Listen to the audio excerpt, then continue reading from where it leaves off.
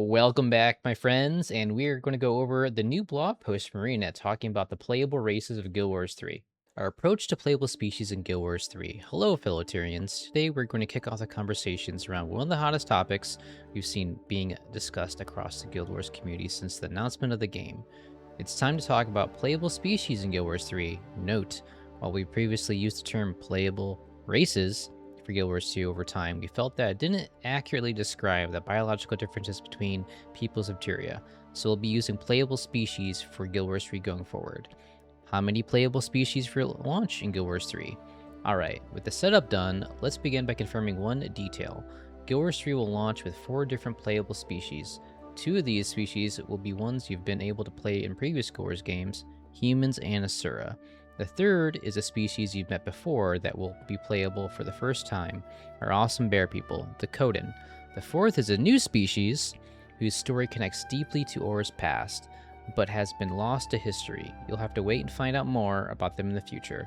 Starting next week, we'll tell you more about this lore of each species and what makes them unique in Aura during our timeline and upcoming blogs penned by the members of our studio's narrative team.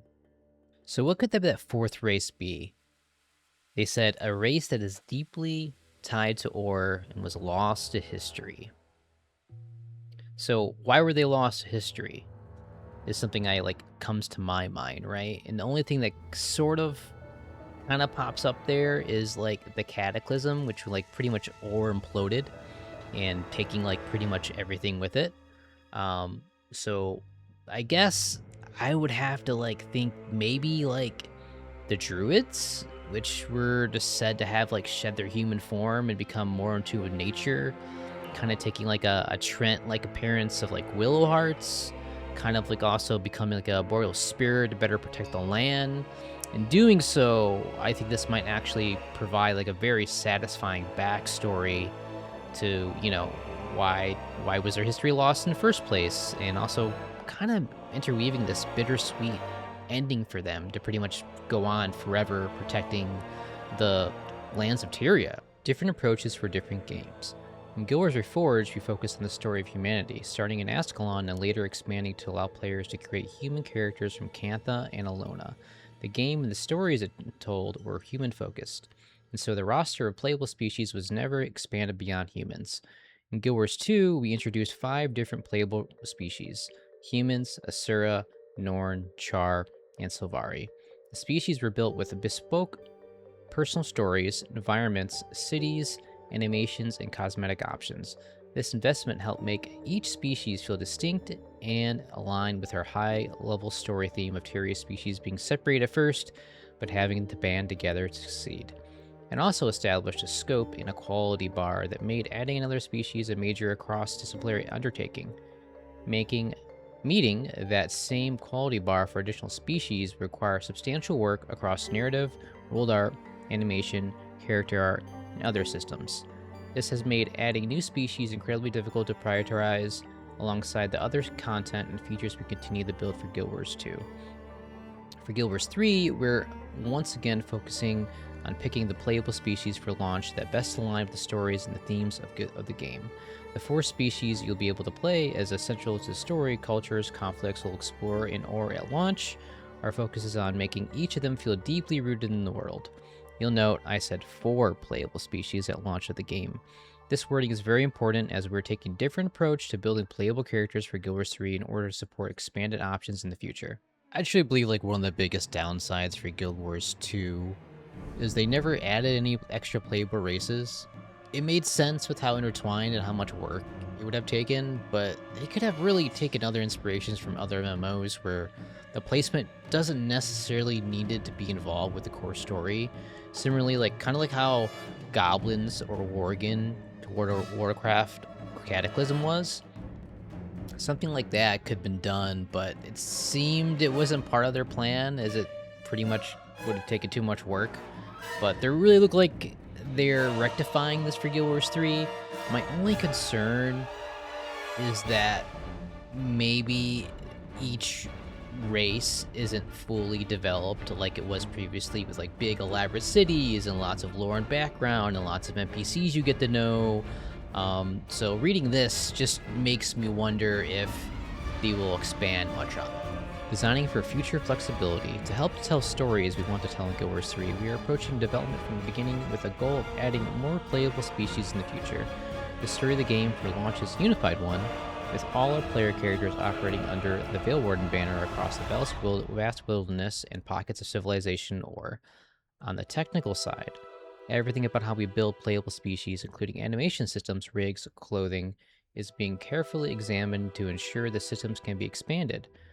We are establishing shared technical foundations and deliberate constraints that make it easier to extend armor, clothing, and animation support for additional species. This means that if a species you are eager to play is in Guild Wars 3 at launch, there is always a chance we might add them in the future. The only exception would be a species with extreme body silhouette that would require extensive, unique custom support that can't leverage the systems we built. For example, Playable Forgotten. With their 4 arms and serpentine body, are not a viable option. Apologies to the community member who proposed that one recently. So making it easy for them to create more species, as we're all unified under one goal from beginning of being in the same guild, opposed to having 5 separate races having to come together in their own personal stories, it makes me wonder if we'll have our own neighborhoods, like starting points in ore, where our races kind of like originate from, and like show off all the different cultures in like this one melting pot of a city. I got so many questions, you know, and what other races that could possibly be there is in a way that, you know, we haven't really had before. We had it kind of like with LA and the other stuff, but not like at the very start of the game, right? So, you know, everything else, like creating for like armor and all these other silhouettes and stuff. Unfortunately, it really makes rule out like some of the crazy kind of archetypes of body types, right? Like, again, you know, like a Quaggan, for example, will never be a playable race, right? Their bodies are potatoes, and that would be really weird to design for in Thesforce. So I think what they're doing is very smart, especially when it comes to like expanding future races, for the sake of like expansion selling, or just maybe Char one day could be added, or something else like Tengu would be very interesting.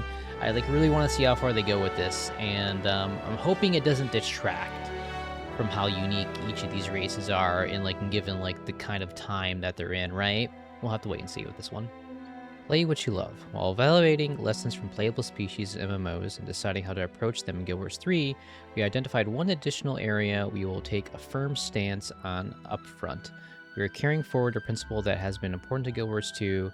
The species you choose should express your character's identity and fantasy, not determine the most powerful way to play.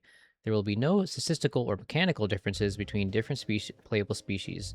We don't want players to feel they have to choose a specific character model to get a certain power advantage for their characters, and rather, you just play what you love. We realize many RPGs approach this differently, and it works great for them, but we feel like Guild Wars, this is the right approach for us.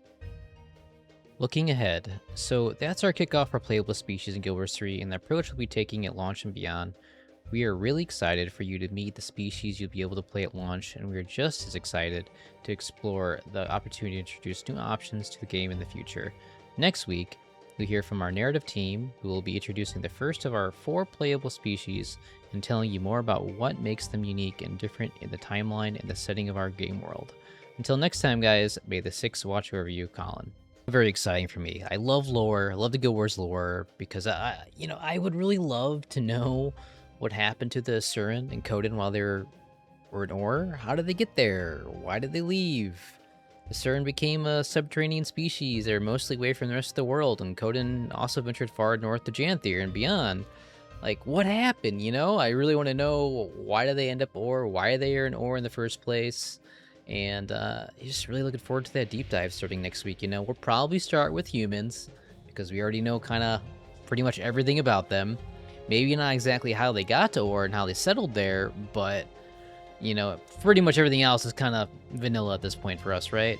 But I think that's it, guys. I hope you enjoyed the blog post as much as I did. As always, thanks for watching, and don't forget to like, follow, and subscribe. I'll see you in the next one. Bye.